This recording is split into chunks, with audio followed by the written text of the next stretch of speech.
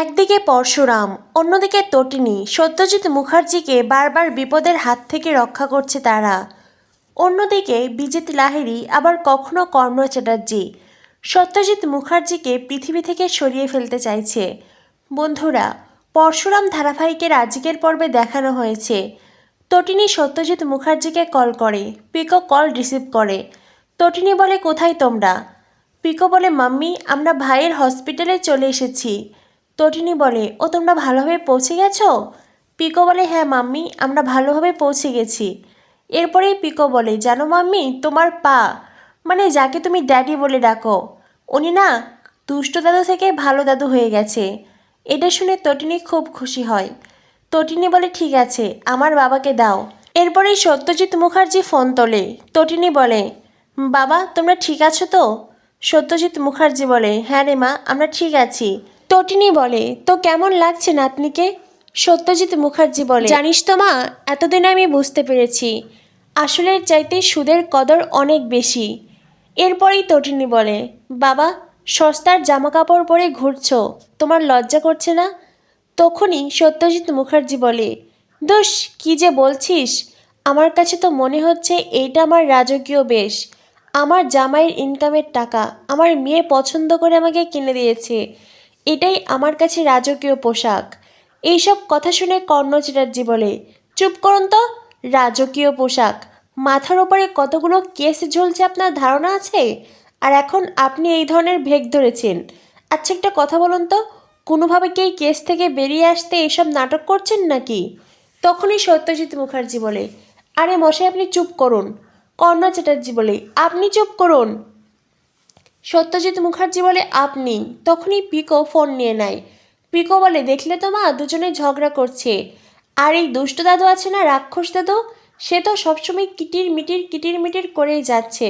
ওই যে ডক্টর আমায় যে ওষুধ দিয়েছিল কৃমির, আমি এই রাক্ষস দাদুকে সেই ওষুধ খাইয়ে দেব। ওই যে কথাই বলে না জন্মের সময় নিম পাতা নাকি মধু, হ্যাঁ হ্যাঁ মধু দেয়নি মাম্মি, শুধু নিম পাতার রস দিয়েছিল, সেজন্যই তো কিটির কথা।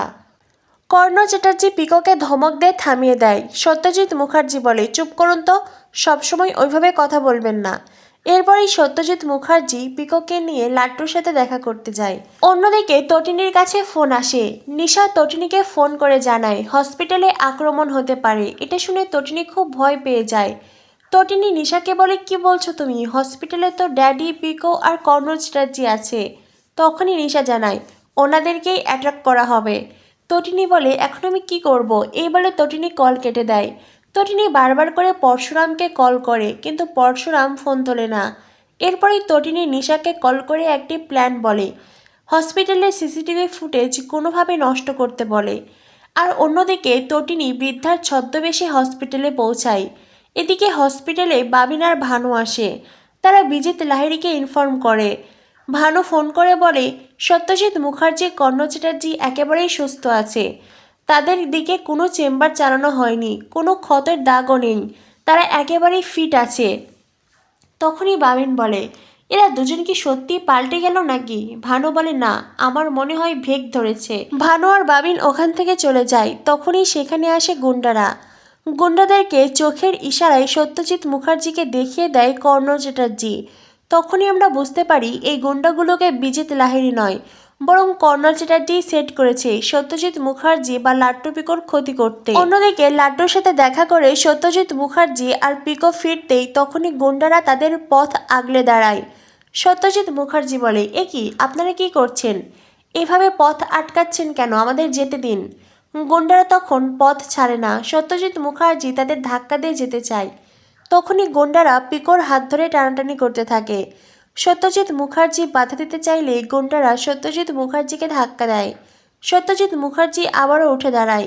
গুন্ডাদেরকে ধাক্কা দিয়ে ওখান থেকে ফেলে দেয়, আর তারপরে পিকোর হাত ধরে পিকোকে নিয়ে ওখান থেকে পালিয়ে যায়। গুন্ডারা সত্যজিৎ মুখার্জি পিকোকে ফলো করে তাদেরকে ধরতে চাইতেই তখনই হুইল চেয়ারে করে সেখানে আসে তটিনী। তটিনী বৃদ্ধার ছদ্মবেশে সেখানে উপস্থিত হয়, আর একে একে সব কয়টা গুন্ডাকে শুইয়ে দেয়। তটিনীর অ্যাকশন দেখে হসপিটালের সবাই অবাক হয়ে যায়। এরপরে হসপিটাল থেকে স্পেশাল ব্রাঞ্চে কল করা হয়। পরশুরামের বস ফোন রিসিভ করে অবাক হয়ে যায়। আর তারপরে মায়া সৌরভকে নিয়ে তারা হসপিটালে চলে আসে। হসপিটালে গুন্ডাদেরকে এভাবে পড়ে থাকতে দেখে বস অবাক হয়ে যায়। বস হসপিটালের নার্স সহ উপস্থিত সবার কাছে জানতে চায় আসল ঘটনা কী। তখনই সবাই জানায় একজন বৃদ্ধা এসে এদেরকে মেরেছে। এরা একজন বাচ্চা মেয়েকে তুলে নিতে চেয়েছিল, একজন বয়স্ক লোককে আঘাতও করেছিল, আর হঠাৎ করে সেই বৃদ্ধা এসে এদেরকেই আঘাত করেছে। বৃদ্ধার কথা শুনে বস অবাক হয়ে যায়। মায়া সিসিটিভি ফুটেজ দেখতে ঘরে চলে যায়। অন্যদিকে বস সৌরভকে বলে সবাইকে তোলো আর স্পেশাল ব্রাঞ্চে নিয়ে চলো। অন্যদিকে মায়া এসে জানায় সিসিটিভি ফুটেজ নেই, মানে সিসিটিভি ফুটেজে কোথাও কোনো বৃদ্ধা বা এদেরকে মারার সেই দৃশ্যগুলো রেকর্ড করা হয়নি, যেটা জেনে বস অবাক হয়ে যায়। তখনই সেখানে বলরাম আসে। বলরাম বসকে বলে স্যার এখানে আসল ঘটনা কি ঘটেছিল। বস তখন বাকিদের দেখিয়ে দিয়ে বলে ওরা প্রত্যক্ষ সাক্ষী, ওদেরকে জিজ্ঞেস করো। এরপরে বলরাম সকলের কাছে জানতে চায়। সবাই যখন সেই বৃদ্ধার কথা বলে বলরাম নিজেও অবাক হয়ে যায়। সৌরভ বলে আমার মনে হয় এর পিছনে অন্য কেউ আছে, একজন বৃদ্ধার পক্ষে কখনোই এদেরকে মারা সম্ভব নয়। তখনই মায়া বলে এটা যে আমারও মাথায় আসেনি তা কিন্তু নয়। অন্যদিকে দেখানো হয় তটিনী, সে বাড়িতে এসে খুব তাড়াহুড়ো করেই নিজের ছদ্মবেশ খুলে ফেলেছে, আর সেই ছদ্মবেশগুলো একটা ড্রয়ারে লুকিয়ে রাখে। অন্যদিকে কলিং বেল বাজতেই তটিনী তাড়াহুড়ো করে বিছানা গুছিয়ে ওখান থেকে চলে যায়। দরজা খুলতেই দেখে পরশুরাম এসেছে। পরশুরাম তটিনীকে বলে কি করছিলে। তটিনী তখন হাই নিঃশ্বাস তুলে বলে আমি একটু ঘুমিয়ে পড়েছিলাম। তখনই পরশুরামের কাছে কল আসে। এই স্পেশাল ব্রাঞ্চ থেকে তাকে পুরো ঘটনা জানানো হয়। বস নিজে পরশুরামকে জানায় হসপিটালে সেই বৃদ্ধার কথা। পরশুরাম নিজেও অবাক হয়ে যায়। তটিনী বলে কি হয়েছে। পরশুরাম বলে হসপিটালে অ্যাটাক করা হয়েছিল। তটিনী বলে বলছো কি, হসপিটালেই তো ড্যাডি, কর্ণ চ্যাটার্জি, পিকো, লাট্টু ওরা আছে। তখনই পরশুরাম বলে চিন্তার কারণ নেই, কেউ একজন এসে ওদেরকে বাঁচিয়ে নিয়েছে। এই বলে পরশুরাম গভীর চিন্তায় ডুবে যায়। অন্যদিকে তটিনী চালাকের দৃষ্টিতে তাকায়। আগামী পর্বে দেখানো হবে সত্যজিৎ মুখার্জি পরশুরামের কাঁধে হাত রাখে। সত্যজিৎ মুখার্জি পরশুরামকে বলে থ্যাংক ইউ বাবা। পরশুরাম বলে কেন। সত্যজিৎ মুখার্জি বলে আমার প্রাণ বাঁচানোর জন্য।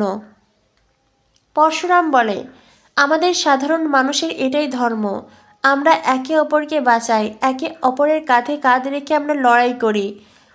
এটা শুনে কর্ণ চ্যাটার্জি মুখ বাঁকা করে। তো বন্ধুরা বুঝতেই পারছো সত্যজিৎ মুখার্জি শুধরে গেছে, কিন্তু এই শুধরে যাওয়া সত্যি নাকি ভেক সেটা তো আমরা আগামী পর্বেই জানতে পারবো। তবে কর্ণ চ্যাটার্জি কী করতে চাইছে সেটা বোঝা যাচ্ছে না।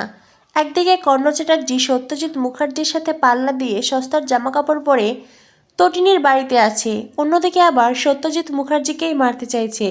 আর এদিকে তটিনী যে আড়াল থেকে তার বাবাকে বাঁচাচ্ছে, অন্যদিকে পরশুরাম। শেষ অবধি কি পরশুরাম তটিনী মিলে আসল সত্যি সামনে আনতে পারবে?